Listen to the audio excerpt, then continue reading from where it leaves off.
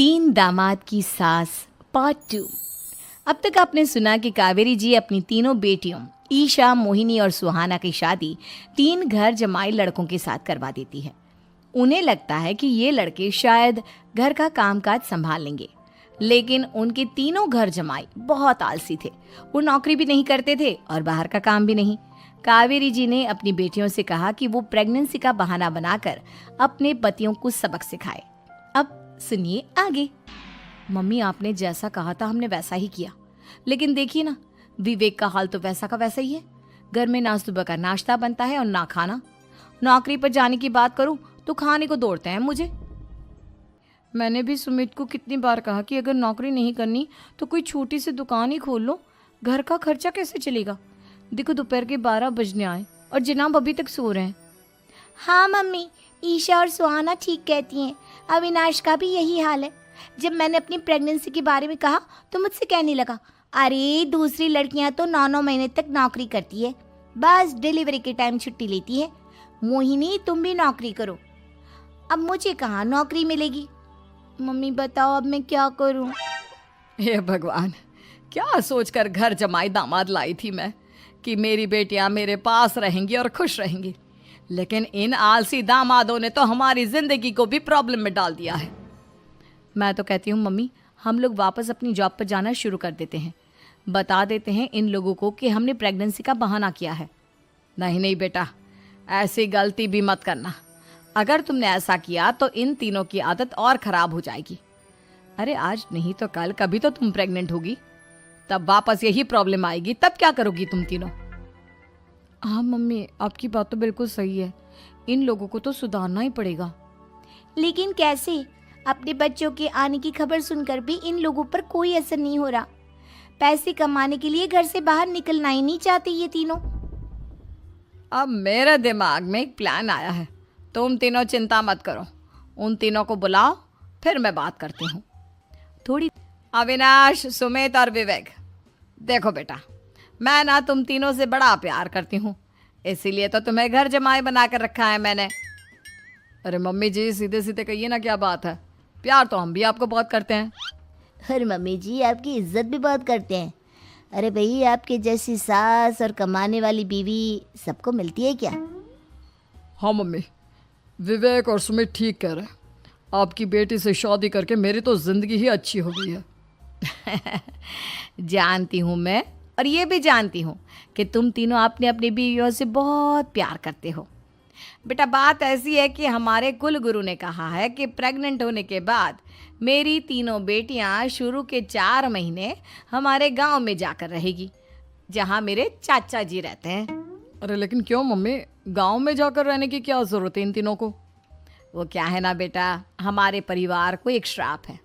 अगर मेरी बेटियों ने यहाँ पर बच्चा पैदा करने की कोशिश की तो उनके बच्चों को कुछ भी हो सकता है। इसलिए अब से लेकर 4 महीने पूरे होने तक इन्हें गांव वाले घर में रहना पड़ेगा। हाँ तो इसमें प्रॉब्लम क्या है मम्मी जी, हम भी वहाँ जाकर रहेंगे, पिकनिक मनाएंगे। अरे भाई, बीवी जहाँ हम भी वहाँ। हाँ यार, आइडिया तो बहुत अच्छा है। शहर की ज़िंदगी में रह रहकर परेशान हो चुके हैं, अब कुछ दिन गांव में बिताएंगे। तुम लोग समझने की कोशिश क्यों नहीं करते। तुम में से कोई भी वहाँ नहीं जा सकता, और मैं यहाँ रहूँगी ना तुम तीनों के साथ। 4 महीने की तो बात है, उसके बाद ये तीनों ही लौट कर आ जाएंगी। ठीक है मम्मी जी, अब हमारे बच्चों का सवाल है तो ये तो करना ही पड़ेगा। कावेरी अपनी तीनों बेटियों को कुछ दिन के लिए घर से बाहर कहीं दूसरे शहर में रहने के लिए भेज देती है। कुछ दिनों के बाद, अरे मम्मी जी, बहुत दिन से पिज्ज़ा नहीं खाया, मंगवाइए ना। क्या बताऊं बेटा, पहले तो बेटियां खर्चा दे देती थी क्योंकि उनकी नौकरी थी, लेकिन अब तो मेरे पास पैसे ही नहीं बचे। थोड़े बहुत पैसे हैं जो बच्चों की डिलीवरी में काम आएंगे। लेकिन मम्मी जी, आपकी बेटियों को वापस आने में तो अभी बहुत वक्त बाकी है। वही सोच सोच कर परेशान हो रही हूँ। सोच रही हूँ कल से दूध भी बंद करवा देती हूँ। अब दूध वाले को देने के लिए पैसे भी तो नहीं है ना। अरे नहीं नहीं मम्मी जी, अगर दूध भी बंद करवा दोगी तो मुझे चाय कहाँ से मिलेगी, और चाय के बिना मैं तो मर ही जाऊंगा। क्या करूं बेटा, इसके अलावा हमारे पास कोई ऑप्शन नहीं है। मेरे पास पैसे ही नहीं बचे। इस तरह कावेरी जी धीरे धीरे अपने तीनों दामादों को पैसे देना बंद कर देती हैं और घर में खाने पीने की चीजें लाना भी बंद कर देती है। अब वो तीनों बुरी तरह से परेशान होने लगे थे और इसलिए एक दिन तीनों प्लान करके घर से बाहर निकलते हैं और बाजार में जाने के बाद यार अच्छा खाना खाए हुए कितने दिन हो गए, पता नहीं कब अच्छा खाना मिलेगा। हमारी बीवियों के जाने के बाद तो हमारी हालत भिखारियों जैसी हो गई है यार। कुछ भी हो, मुझे तो आज पिज्जा खाना ही खाना है। जेब में 1 रुपया नहीं और पिज्जा खाएगा, कहाँ से आएंगे पैसे? अरे देख वहाँ सामने बोर्ड पर क्या लिखा हुआ है, कंप्यूटर पर काम करने के लिए एक आदमी की आवश्यकता है। भाई मैं तो जा रहा हूँ, काम करूँगा और शाम तक पैसे लाकर आराम से पिज्ज़ा खाऊंगा। जा जा, तुझे कोई काम नहीं देने वाला, हम तो घर जा रहे हैं। चल भाई सुमित। सुमित और अविनाश वहाँ से चले जाते हैं और विवेक उस कंप्यूटर शॉप पर सारा दिन काम करके 5,000 रुपये कमा कर घर लौट कर आता है और अपने खाने के लिए अच्छी अच्छी चीज़ें भी लेकर आता है। ये देखकर विवेक और सुमित के दिल में भी कुछ पैसे कमाने की इच्छा जागती है। अरे सुबह सुबह कहाँ चल दिए तुम? मम्मी जी एक बहुत अच्छी जगह मिली है, कंप्यूटर पर काम करने के 5,000 मिले थे कल मुझे। अगर रोज काम करूंगा तो पूरे 40,000 की तनख्वाह।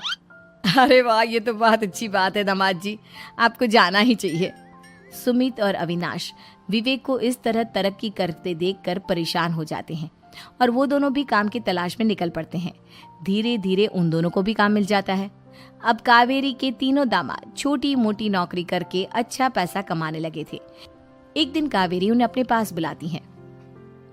अरे वाह, विवेक 40,000 कमा लेता है, अविनाश 60,000 और सुमित तुम भी 40,000 के आसपास कमा ही लेते हो। कुल मिलाकर तुम अच्छे खासे पैसे कमा रहे हो बेटा। हाँ मम्मी जी, बहुत मजा आता है जब महीने के एंड में मोटी रकम हाथ में आती है। पूछिए मत मम्मी जी, घर में रहकर रोटी बना बना कर और तो जैसा महसूस होने लगा था मुझे तो। हाँ बेटा, तुम तीनों की बात तो बिल्कुल ठीक है और जानते हो अब तुम तीनों की पत्नियां भी वापस लौट कर आने वाली है। लेकिन मम्मी जी अभी तो उन्हें गए सिर्फ 2 महीने हुए हैं, आपने तो कहा था वो 4 महीने के बाद लौट कर आएंगी। ऐसा कुछ नहीं है बेटा, मैं सिर्फ तुम तीनों को सबक सिखाना चाहती थी कि आदमी घर में बैठकर बीवी की कमाई खाता हुआ अच्छा नहीं लगता। इस दुनिया में हर इंसान को मेहनत करनी चाहिए, काम करना चाहिए, चाहे वो औरत हो या आदमी, ताकि अपने परिवार को संभाल सके।